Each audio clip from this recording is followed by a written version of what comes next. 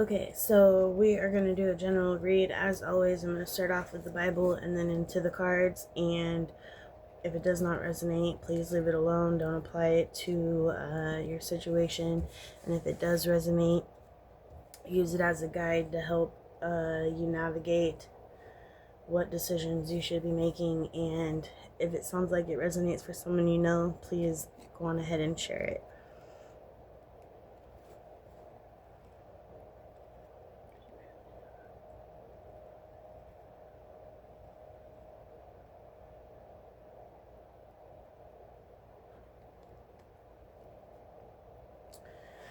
Okay, so we're gonna do Isaiah 56:9, God's accusation against the wicked into the righteous perish. So it says, "Come, all you beasts of the field, come and devour all you beasts of the forest. Israel watchmen are blind, they all lack knowledge. They are all mute dogs, they cannot bark, they lie around and dream, they love to sleep. They are dogs with mighty appetites, they never have enough.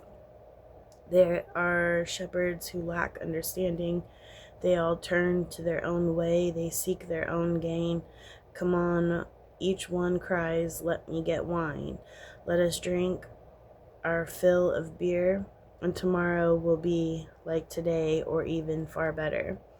The righteous perish, no one takes it to heart. The devout are taken away, and no one understands that the righteous are taken away to be sparred from the evil. Those who walk uprightly enter into peace. They find rest as they lie in death. But you, come here, you children of a sorceress, you offspring of adulterers and prostitutes. Who are you mocking? At whom do you sneer and snake out your tongue? Are you not a brood of rebels, the offspring of liars? You burn with lust among the oaks and under every spreading tree. You sacrifice your children in the ravines and under the overhanging crags. The idols among the smooth stones of the ravines are your portion. Indeed, they are your lot. Yes, to them you have poured out drink offerings and offered grain offerings. In view of all this, should I relent? You should make your bed on a high and lofty hill. There you went up to offer your sacrifices. Behind the doors and your door posts you have put your pagan symbols, forsaking me. You uncover your bed, you climb into it and open it wide. You made a pact with those whose beds you love, and you looked with lust on their naked bodies. You went to Moloch with olive oil and increased your perfumes. You sent your ambassadors far away. You descended to the very realm of the dead. You wearied yourself by such going about, but you would not say, it is hopeless. You found renewal of your strength, and so you did not faint. Whom have you dreaded and feared, that you have not been true to me, and have neither remembered me nor taken this to heart? It is not because I have long been silent that you do not fear me. I will expose your righteousness and your works, and they will not benefit you. When you cry out for help, let your collections of idols save you. The wind will carry all of them off. A mere breath will blow them away. But whoever takes refuge in me will inherit the land and possess my holy mountain. Comfort for the contrite. And it will be said, build up, prepare the road, remove the obstacles out of the way, my people. For this is what the high and exalted one says, he who lives forever, whose name is holy. I live in a high and holy place, but also with the one who is contrite and lowly in spirit, to revive the spirit of the lowly and to revive the heart of the contrite. I will not accuse them forever, nor will I always be angry, for then would they would faint away because of me. The very people I have created, I was enraged by their sinful greed. I punished them and hid my face in anger. Yet they kept on in their willful ways. I have seen their ways, but I will heal them. I will guide them and restore comfort to Israel's mourners, creating praise on their lips. Peace, peace to those far and near, says the Lord, and I will heal them. But the wicked are like the tossing sea, which cannot rest, whose waves cast up mire and mud. There is no peace, says my God, for the wicked. The ones that are truly wicked, truly evil. See, here's the thing. People can do wrong in life, and people can do other people in bad ways. But if it is not truly dark in your heart, there's always a redemption waiting. God cannot stay mad at you forever, especially if you call upon Him and you truly call upon Him and you truly give yourself to follow what it is He is telling you to do. Then everything you've done in the past gets forgiven and you get like a renewal, a fresh start. But those who are truly wicked and are dark and black inside, they don't have that redemption waiting. And it's because everything is already written, right, for us. So He already knows who is who and what is what. He doesn't have to wait for you to do the action before He says that He'll allow you to redeem yourself. He already sees ahead. He already knows. He wrote it. So He knows who has the redemption waiting and who doesn't.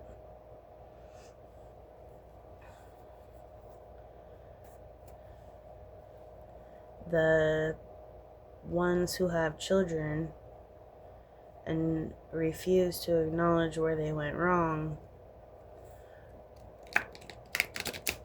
and they do this their whole life, are the ones that are going to get the worst punishment.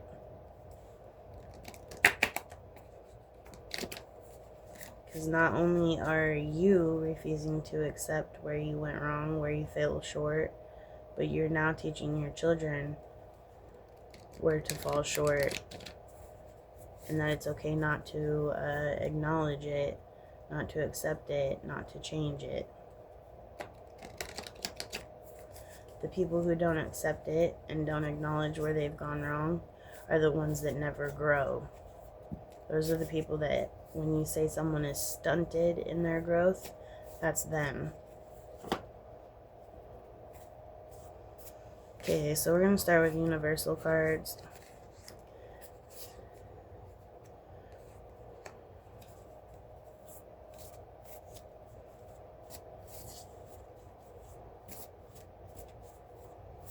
This is what somebody, whoever this read is for, this is what they need to be open to. This is what they need to practice.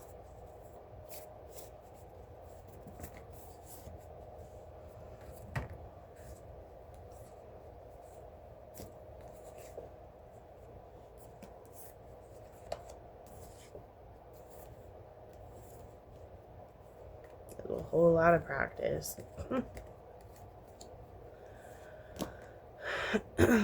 So we have light. It is downloaded from the universe wherever there is a union of love and wisdom. It is an awakening of the divine spark of flaming spiritual force. It is the essence of endless joy and unlimited fulfillment.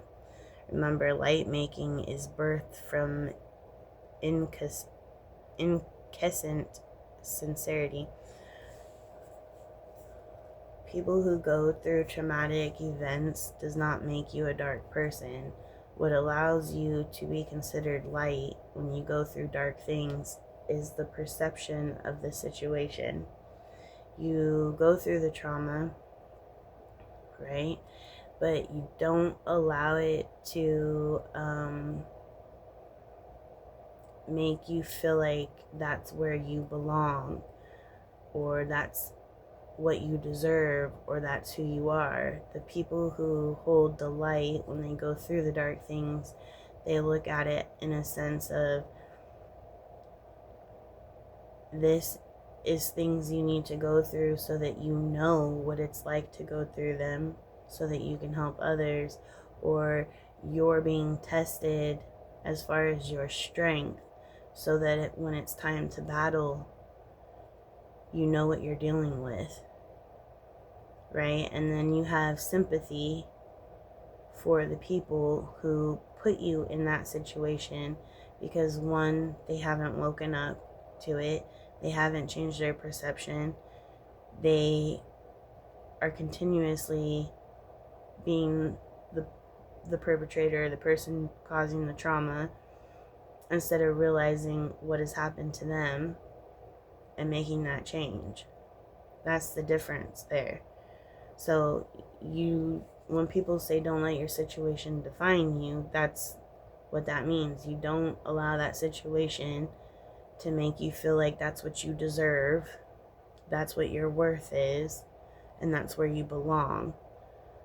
No, the harder and more traumatizing situations people go through, they need to be the ones that truly feel the closest to God and the most like warriors, because obviously they were the ones chosen to take on that hardship, because God knew that their mind could handle it. So there's a strength there that you have that others don't.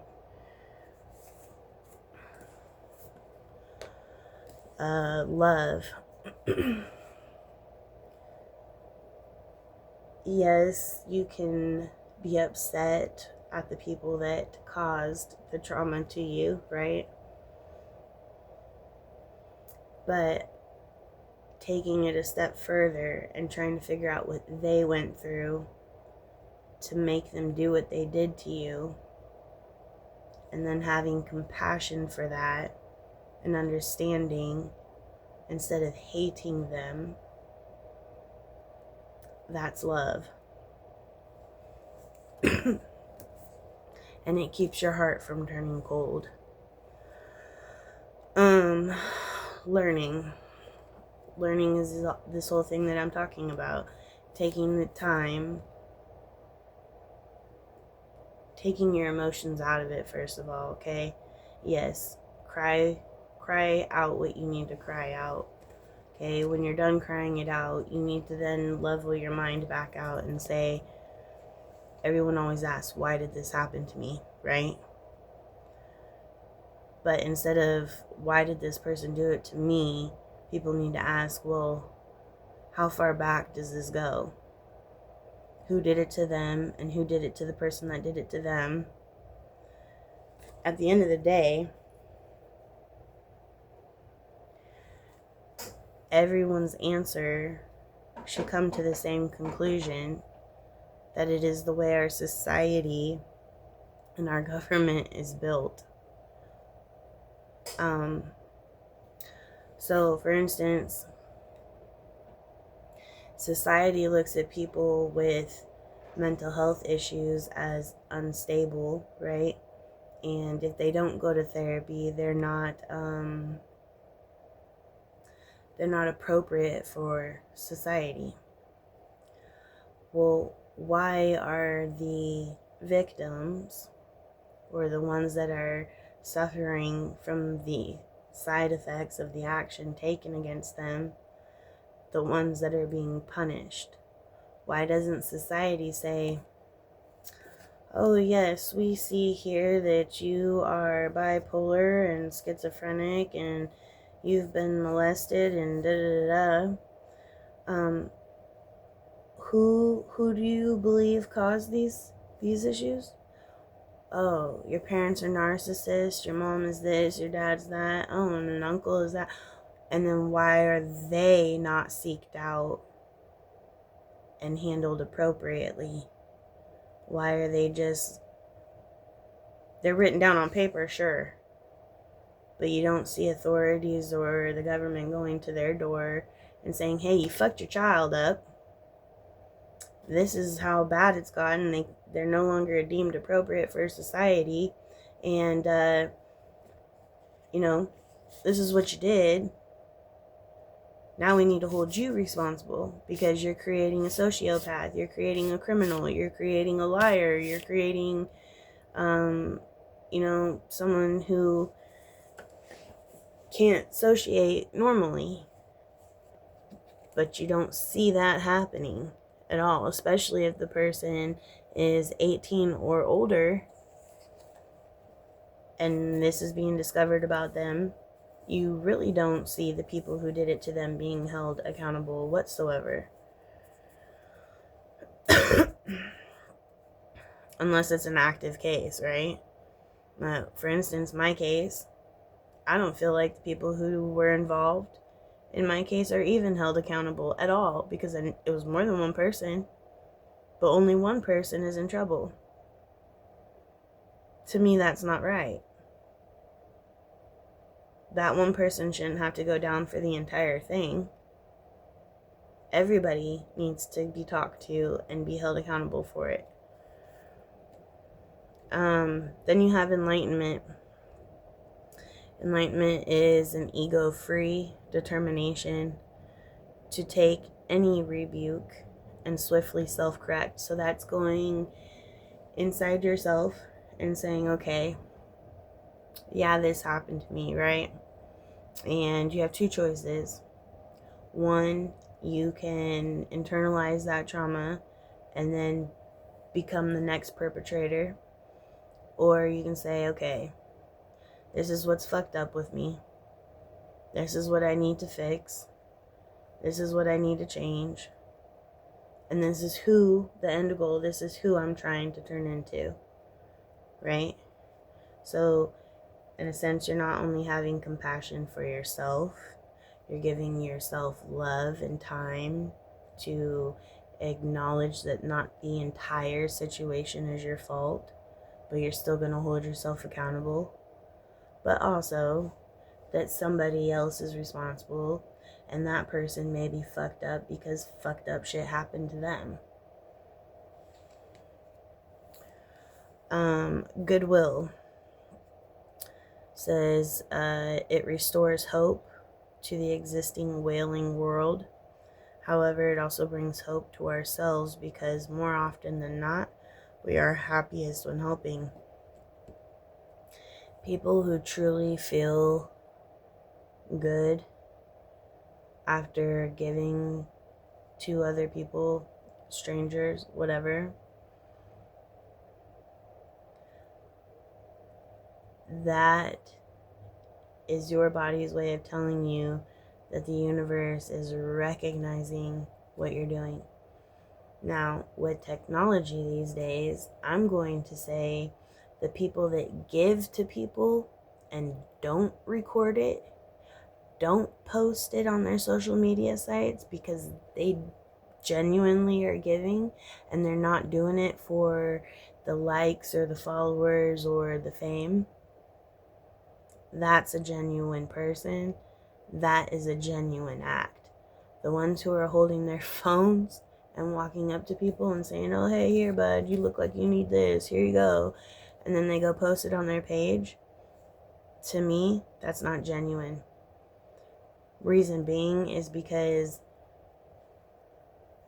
you don't profit off of another person's downfall. You don't exploit another person's hardship. Not okay. How would you like it if you lost your home and you were on the side of the street and somebody's walking by with their camera recording, giving you $20, and before you know it, your homeless self who hasn't showered in a week and is hungry is all over the internet? That's embarrassing. It's demeaning. It's degrading. It's inhumane. Truth. It is birthed from cosmic concept and higher consciousness. Our wounds create illusions. Yeah. Every time you get hurt, your reality cracks. A little bit of trust from each person is lost.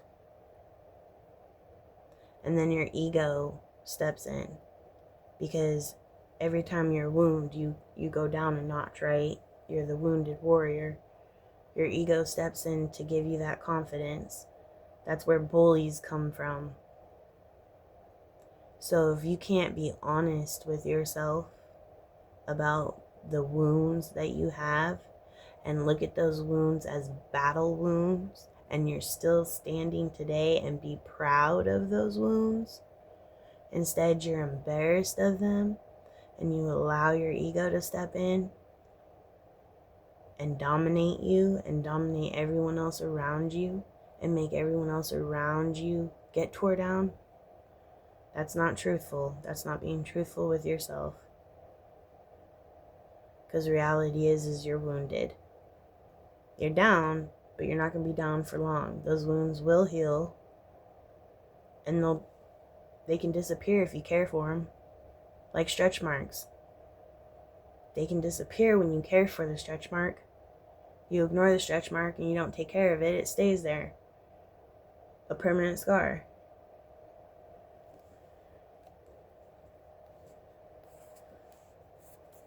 Decisions.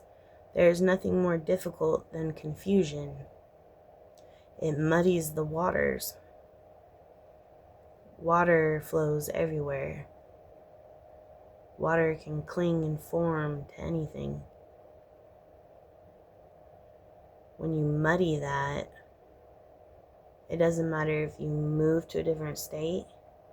It doesn't matter if you get new friends. It doesn't matter if you change your job, your waters. If you muddy that, it's fogged, it's diluted, it's gross, it's dirty. Being decisive, putting an end to uncertainty clears the channels. If you have choices to make and you don't know what is the right choice to make, do a pros and cons. Or go with what makes your energy feel less anxiety on that decision. If it ends up being the wrong decision, so what? You learned. So that the next time it appears in front of you, you'll know to choose the other thing.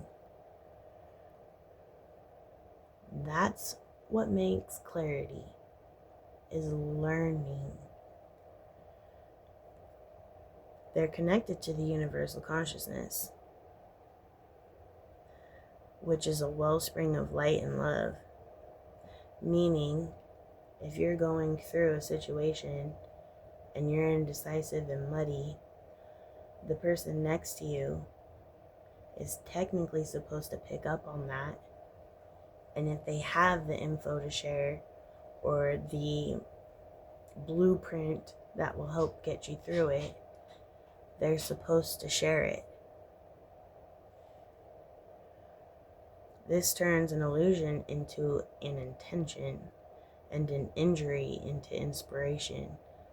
So your illusion, right, will then crack. The intention is, now I made a mistake choosing this thing. I now know next time I'll choose that. That's your intention. Next time I'll choose that. Next time I know better. Right? And then an injury into inspiration. Okay, yes, I chose the wrong choice this time. It set me back a little bit. Yeah, it hurt. But I'm now inspired next time to choose this over here. And I know for a fact I'll have the best outcome. Patience. Patience replenishes the body and refines the mind. Whenever you don't know what to do, sit, wait. Don't rush to do something. Time isn't real, remember that, okay? So let's say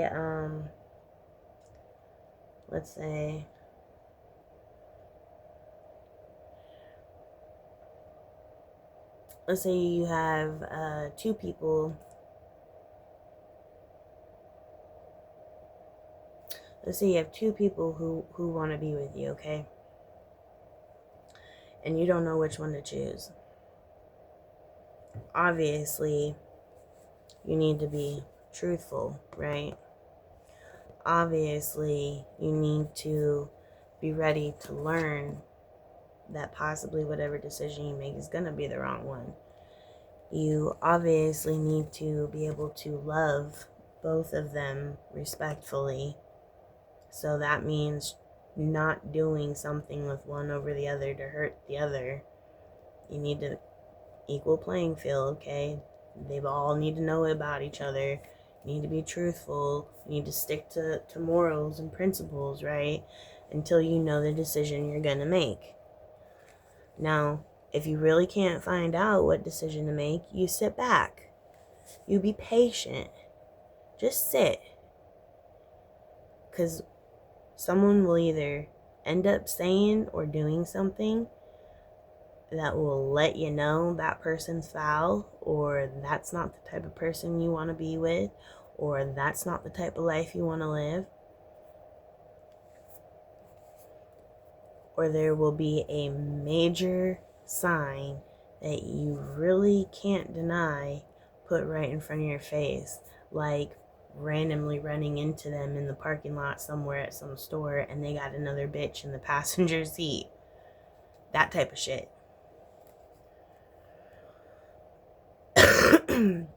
We could talk about jobs. Let's say you have two jobs that are offering you a position. You don't know which one to make, okay? They're like head and head. If you tell the jobs about each other and then you sit and wait, one is going to fight for you to really come to them and one is going to just not call you again. Divinity. It is knowing we are one with the universe and all its splendid potential. Meaning there is no limit. Whatever your mind can think of, you can do. As long as you believe. That's the key. It says divine planning holds the vision for tomorrow, thereby creating a wonder-filled today. Meaning only divine knows what's going to happen in your life. Only divine knows what's for you. So all you need to do, all your responsibility is to enjoy the here and now. Focus on the here and now. Unless you're a specific type of person who knows and is already in their destiny and knows that they have certain things that they have to complete because they have communication with the divine.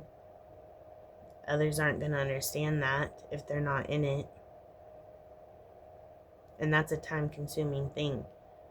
Because the communication, it happens in all different ways. And you're bothered all day long until it gets done.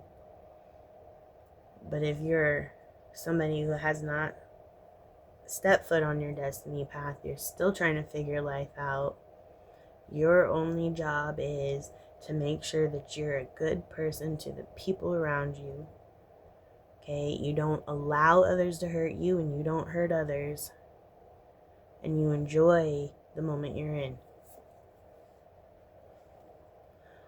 Heart.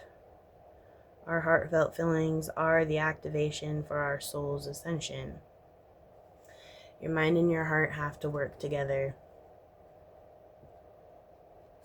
I don't care what people say about, logical thinking versus emotional thinking. They have to work together. If your mind says to do this and your emotions say to do that, You're not in alignment, and something is off in your life. There is something in your life that is not supposed to be happening. And it doesn't, let's say you're off on a relationship. It doesn't have to specifically mean that the relationship is not supposed to be happening. It just means the path that you're on, there is something in your life that has taken place that has caused a disconnect between your mind and your heart. Unless you're straight up psychopath. Okay? Too much trauma, that shit's just, you're dissociated.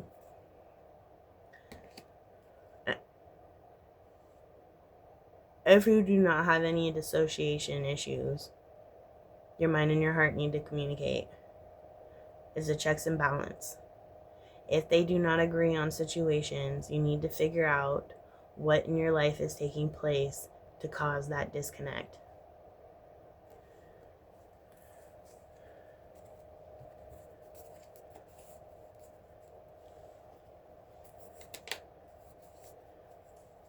It's one specific thing that is in your life taking place, because once you can go back in time and pinpoint it and remove it, everything else will follow suit.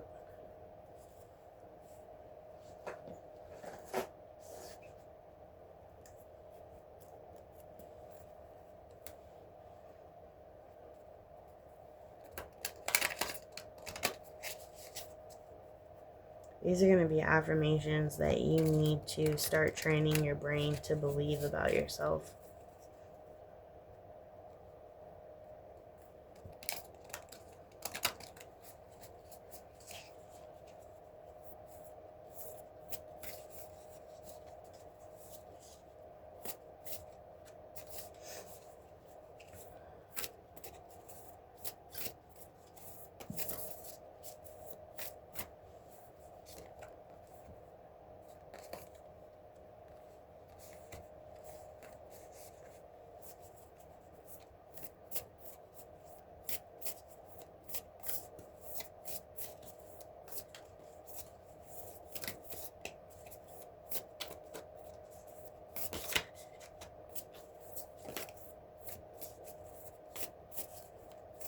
If your mind and your heart do not connect, not work together, then your intuition is completely skewed. You have no intuition.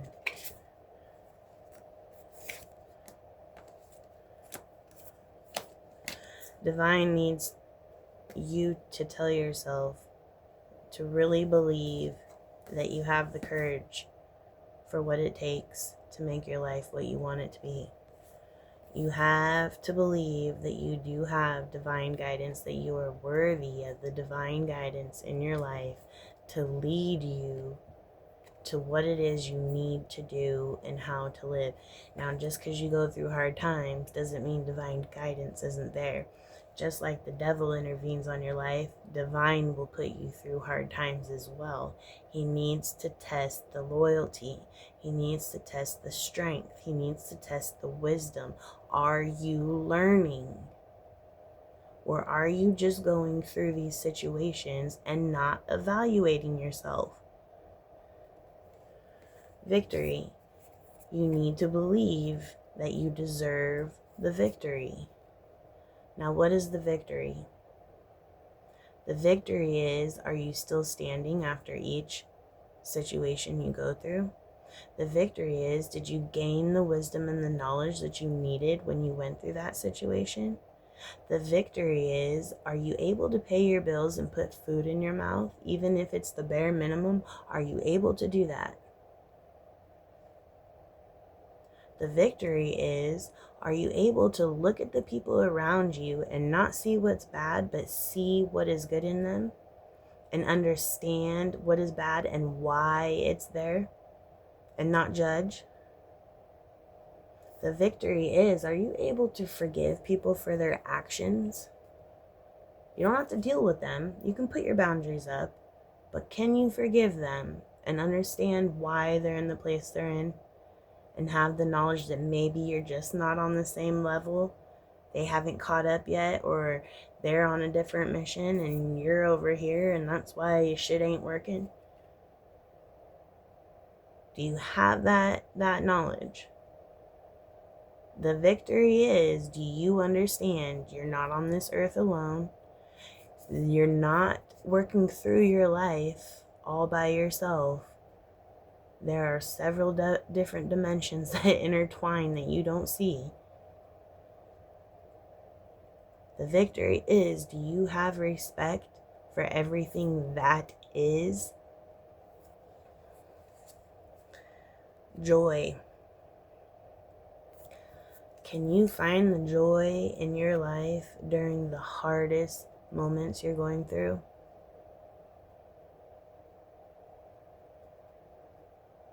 I tell you, my joy when I was in a situation dealing with extreme abuse was watching my 2 kids play with a toy and giggle and laugh and love on each other. That was my joy. Can you, in a situation like that, find a small, minute moment to bring your heart a little bit of joy to keep that light going? Abundance. Abundance doesn't always mean money. Maybe you only have 2 pairs of underwear, and last week a church came by and threw you 2 new packs. There's your abundance. Maybe you didn't have any food and somebody went to the food bank, and even though it's not the best type of food, it's still gonna keep you full so that your mind don't start deteriorating. There's your abundance.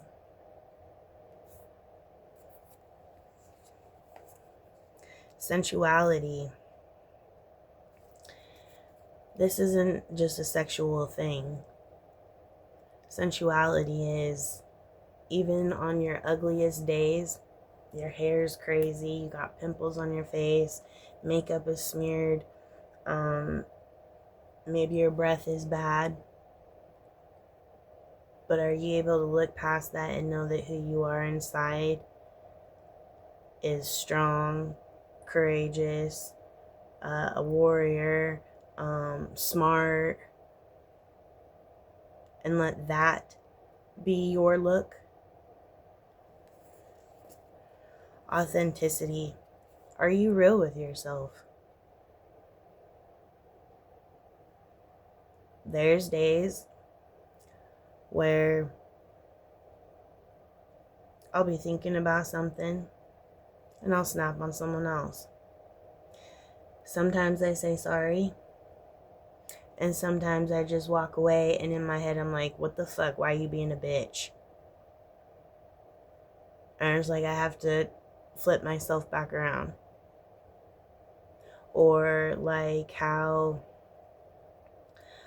I sat my daughter down and I said, look, this is why you're a liar. I was a teen mom and I had to lie to my parents in order to go anywhere. And because I had you on my hip, I had you go along with the lies. So that turned you into a liar. I'm sorry, but now it's time to fix it.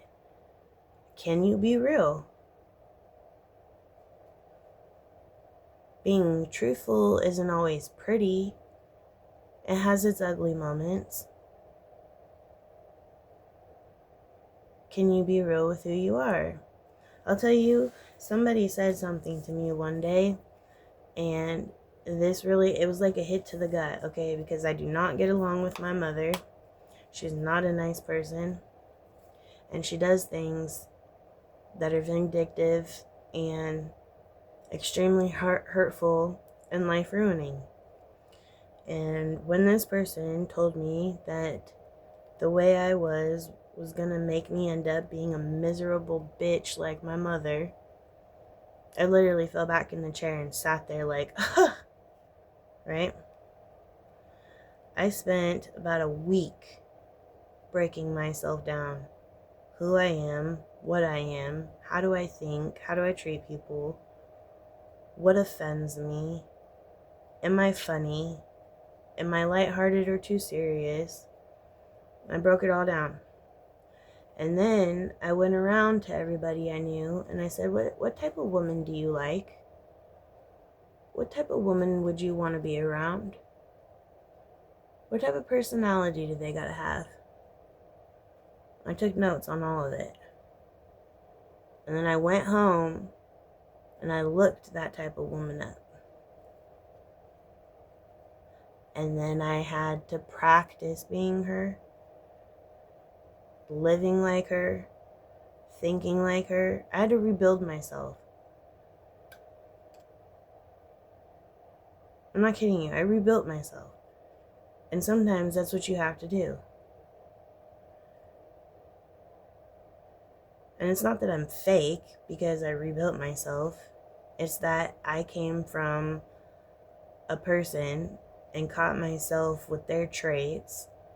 And that person is extremely miserable and unhappy.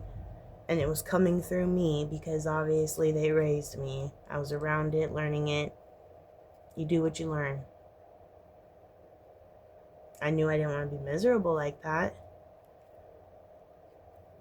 And so that's what I did.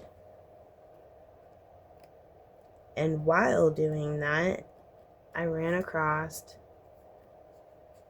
research that says everybody should be reevaluating their lives every 5 years. Every 5 years, you should be looking at the job you're at. Are you happy? If not, you need to change it. The partner you're with, do you plan on spending your life with them? Are you happy? If not, you need to change that. The friends you're around, do they take from you? Do they support you? Are they caring?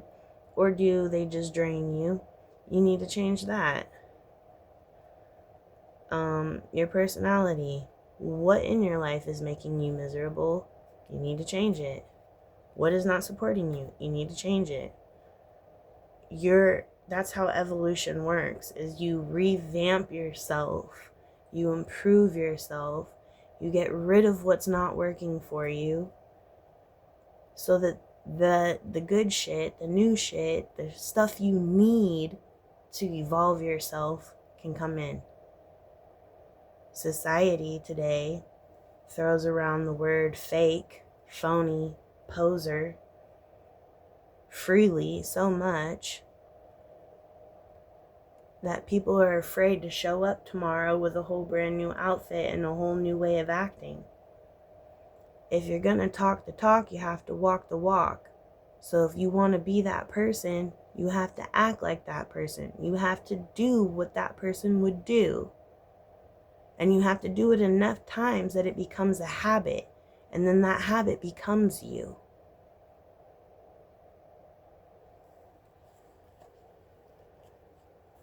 That's not fake if that's genuinely what you want to do.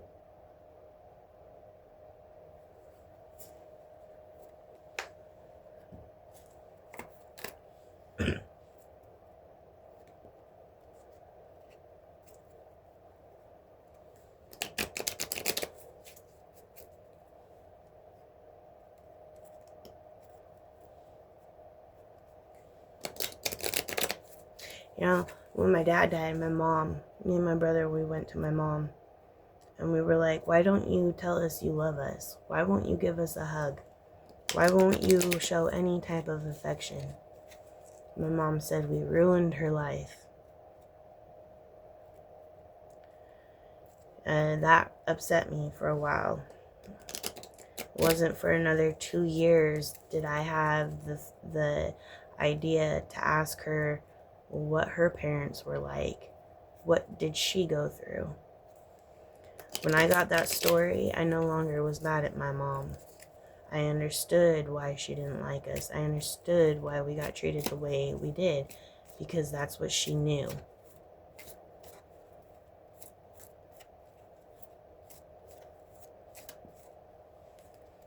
We have leaving or traveling.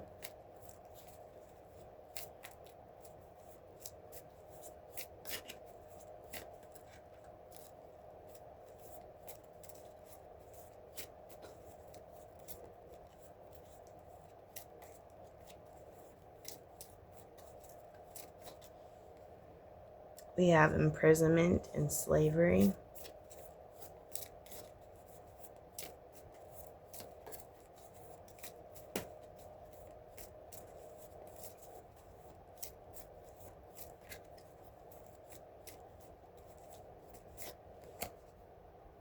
Wars and battles.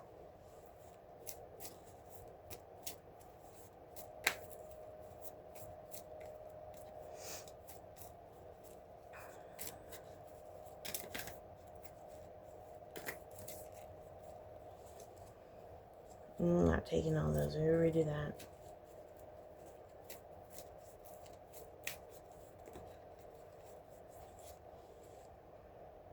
Vows.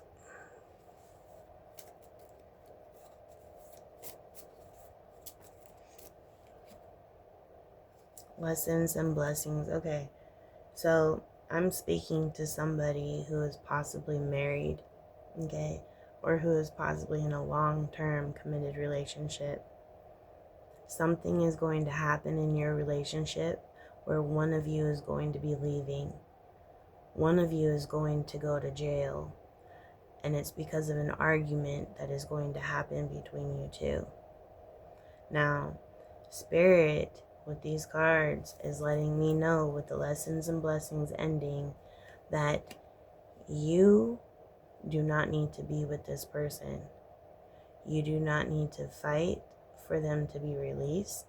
You don't need to fight the police for them not to go to jail.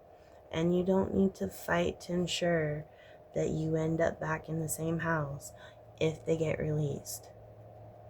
You need to realize that Spirit is opening a door for you to get out of this abusive relationship, for you to be free from it. Yes, you're going to have your emotions. Yes, you're going to feel sad. Yes, you're going to cry. Yes, you're going to question shit. You're going to replay stuff. But at the end of all of those thoughts and all of those normal emotions to go through, you need to tell yourself that this is a door that has been opened by Spirit for me to get out of this toxic situation. You can still have love for the person. You can still talk from a distance, but you do not need to live together, and you do not need to date or stay married.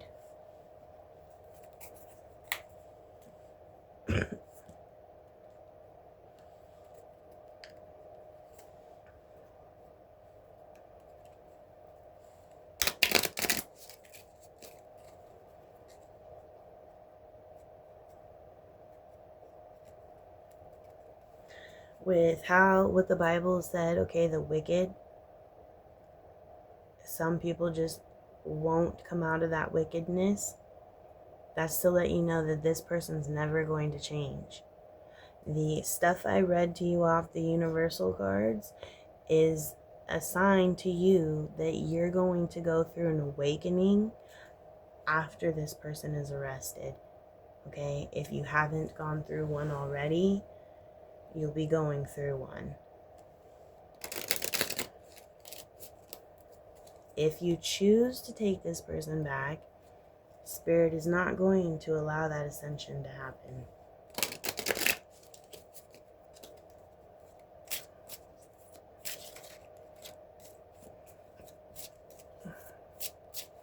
Birds of a feather flock together, right?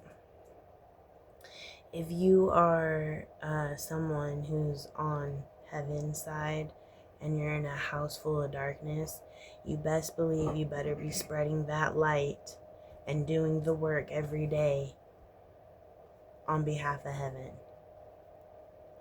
But please believe that if you are with someone who is dark and you don't know what side you take, and you're not working every day to put that person on your side over there, you're not going to get the opportunity to even ascend or start your ascensions into heaven, because God does not want the dark.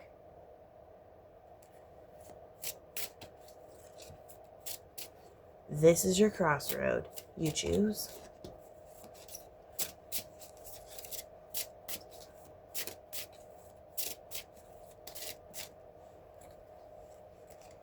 We have the spiral and the conjurer. Your person that you're with purposely conjures up emotions in you to send you through these emotional spirals so that you freak out. Okay, so in the end, it looks like you're the unstable one. Looks like you're the hostile and erratic one. When in reality, they're conjuring up situations, actions, words, conversations, body language to send you into that spiral.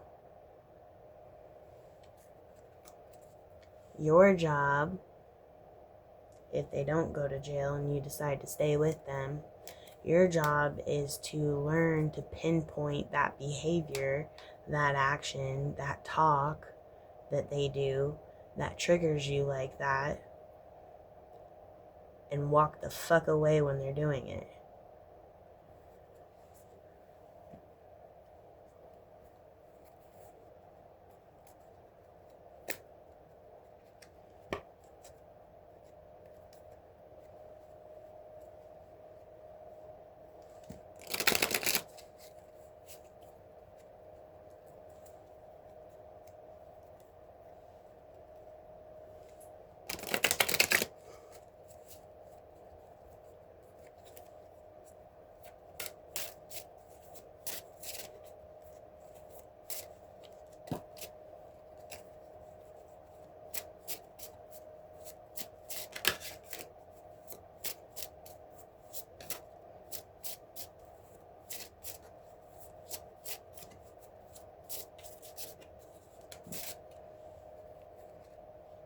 There are scenarios where people will conjure things up in you so that you trigger them.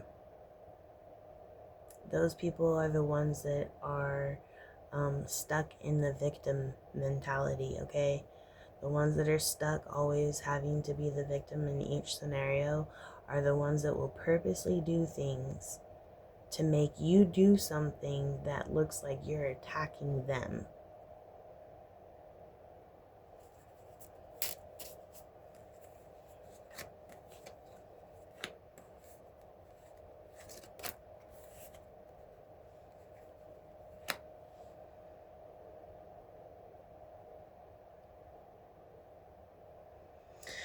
This person is either an Aries or this person is always hot-headed. Okay? This hot-headed person is always like on fire. They're constantly irate, yelling, screaming. Every situation when they're in this mode ends up in a blaze, right?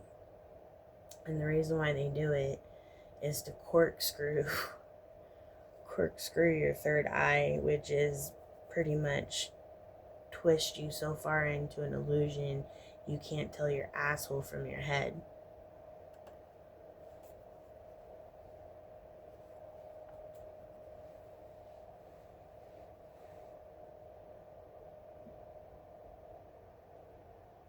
It's skewing your mind and heart communication. It's shutting your intuition down all the way. And then it creates an illusion, and that can actually manifest into real paranoia, to where you start thinking you're seeing things, or hearing things. I mean, it's a mind fuck is what it is.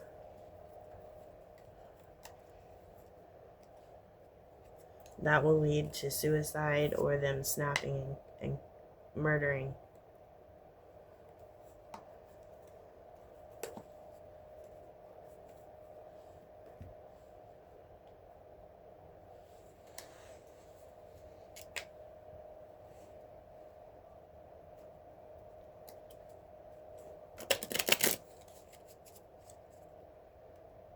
If you are thinking about committing suicide, you need to call a hotline. You also need to realize that committing suicide is not worth it for anyone to do over somebody else. Because at the end of the day, when you're gone, they get to continue living their life, doing what they want to do, making another person miserable. Why would you give them that gratification?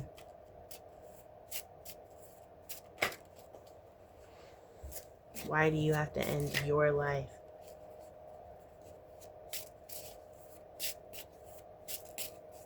That don't affect them none. Think about it. Every time someone dies that you know, people are sad for a few days and then everything goes back to normal. So why would you take yourself out thinking that you're going to have an effect on someone for the rest of their life? It's not.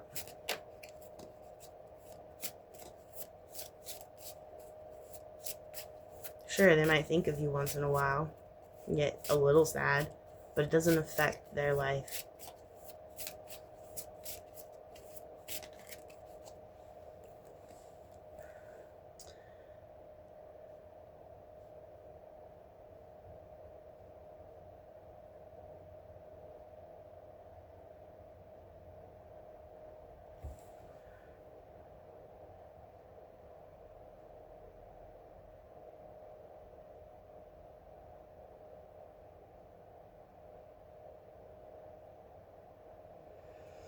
Says happy to go through anything, the good, the bad, their partner they belong to, they feel content, they feel their partner is their light. It says fertility issues. So somebody feeling bad because they can't produce a child. Affected by poverty. Someone having money issues. Infected by HIV. And a love triangle.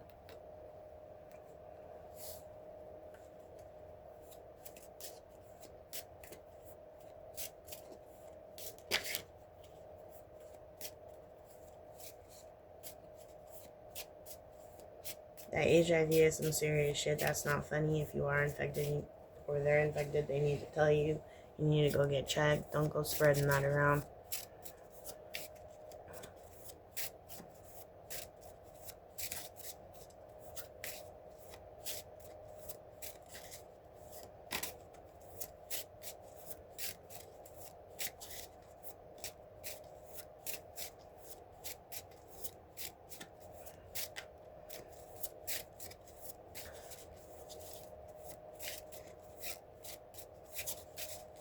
If you're having fertility issues and you think it's you need to go to the doctor, because it could be your partner and it could be them because they have an STD.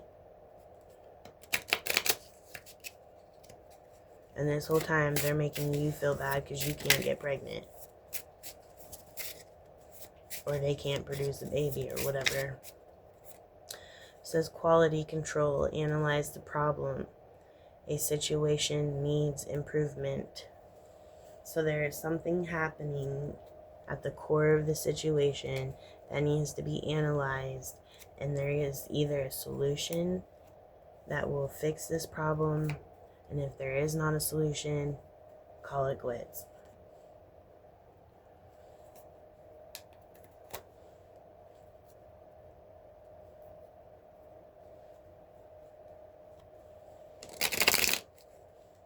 The stress of this is affecting somebody's body.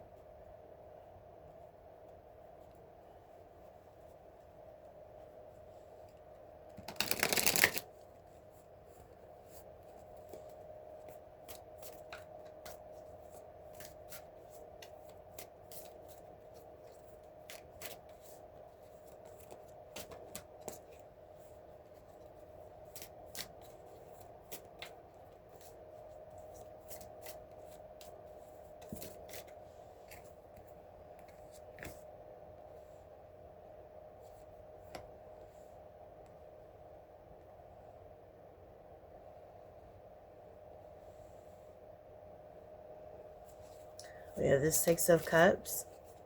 That's nostalgia, comfort, pleasure, playfulness, and innocence. Then we have the Ten of Cups in reverse. That's separation, conflict, disharmony, isolation, and unhappy home. And then we have the Two of Wands in reverse. That's bad planning, overanalyzing, avoiding risk, and impatient. So somebody is definitely thinking about something from the past. A person from the past replaying things, moments, conversations in their head over and over. The reason why they're doing this is because a current relationship or issue within the home has occurred, okay? So their life is starting to hit a rough patch. And this rough patch happened because something didn't follow through or something is not going according to plan. So because this person is a control freak, because this person is probably a narcissist, because this person is probably a liar and is not truthful with who they are, and their ego is being compromised, this person is going back in their memories to the last thing or person that made them feel safe and in control. And if this is your situation and this is your relationship, you or your partner are planning on going back to something that is bringing them nostalgic memories.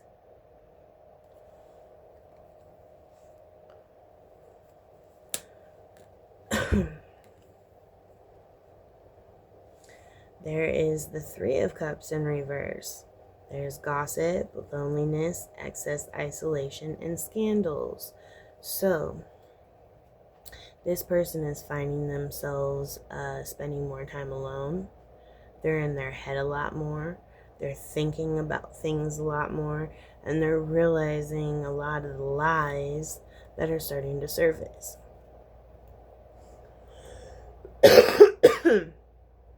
We have the High Priestess in the upright. Intuition, spirituality, subconsciousness, and higher power. There is either an awakening that is waiting for somebody in this relationship, okay?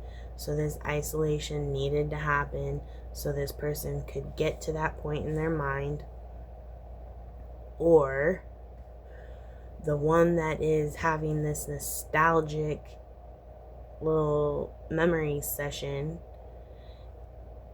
is a part of something that happened to somebody who has turned into a high priestess ranking spiritually. Now, if you're a part of this relationship, if this person that they're having nostalgic about is really a high priestess, then this high priestess would know that they don't go backwards, okay, and would know that what this person has partaked in is not at their standard and is not approved by the divine and will lose spiritual ranking if they entertain that. So you don't have to worry about your partner doing that or this person taking your partner back. What you have to worry about is the STD, the infertility issue, and whatever else is wrong with that relationship. That all needs to get cleared up before somebody goes to jail.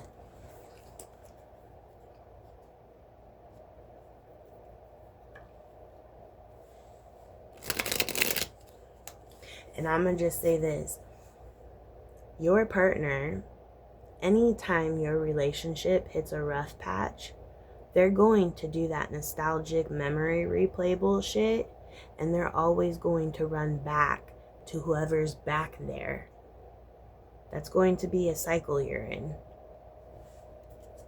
So if I were you, I'd be happy that this person that's in this little memory of theirs is a high priestess, because that means they're going to turn them away.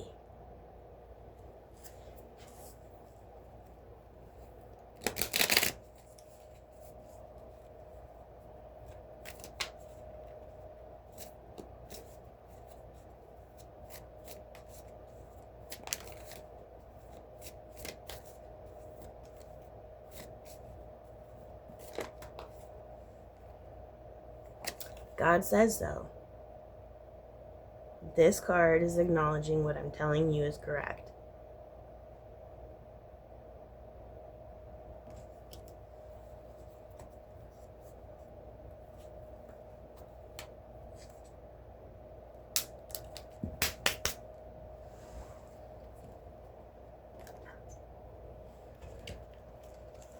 The last deck I'm going to pull is angel cards, and then I'm done, because I think I pretty much got the gist of your story. I think you did too. I told you what you needed to do and what's waiting for you if you do it.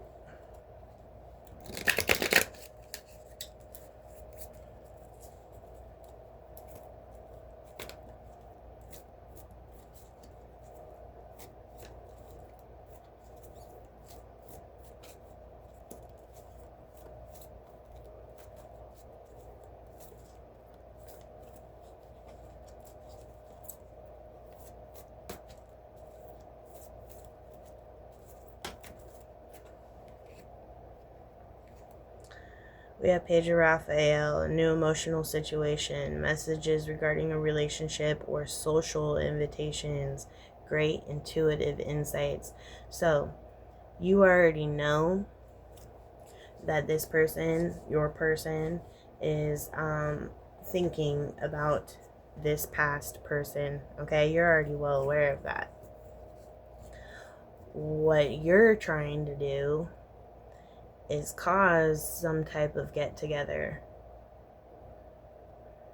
That's probably where the police are going to get called. I think you are the one that I read on a few days ago. That's not smart.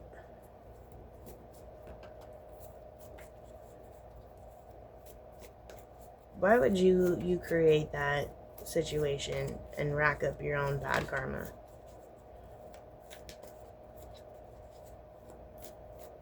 I'm telling you right now, that's the high priestess at the end of that deck I just pulled you before the God card came out.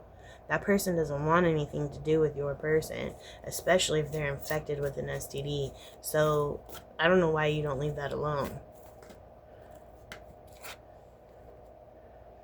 Five of Gabriel, a challenge you can resolve. Withdraw from the drama.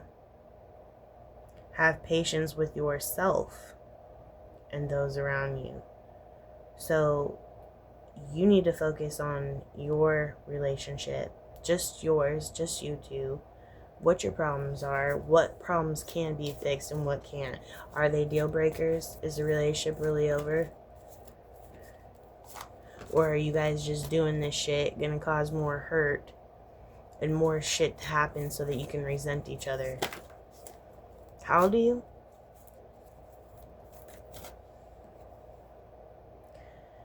Time for a celebration, abundant rewards for hard work. Release yourself from burdensome situation.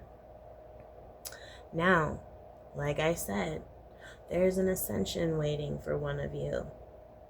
That's only going to happen if you either put in the work and you're honest with yourselves about who's doing what to who and what type of people you are, and try to solve those issues and fix them and change, or you just cut the relationship in half and call it good and stop bothering each other and making each other more mentally ill.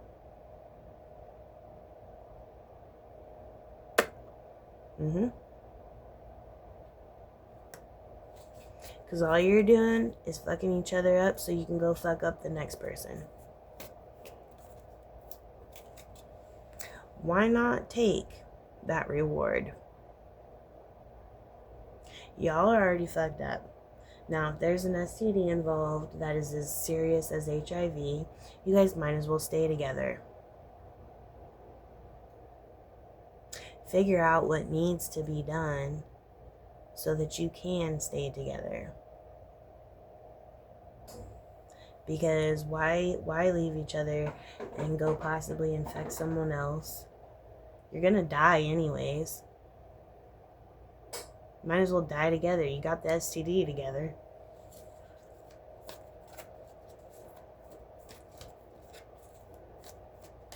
That's a real reward. That's being a real warrior. Being truthful with yourself like that and sucking that shit up. Oh yeah, babe, I'm sorry I cheated on you. I got HIV. You're probably infected too. Let's go get checked. Yep, you find out you're both infected. Okay, well, what needs to be done? What do we got to do so that we can live this HIV out together before we both die? Find some joy in your situation and make it work.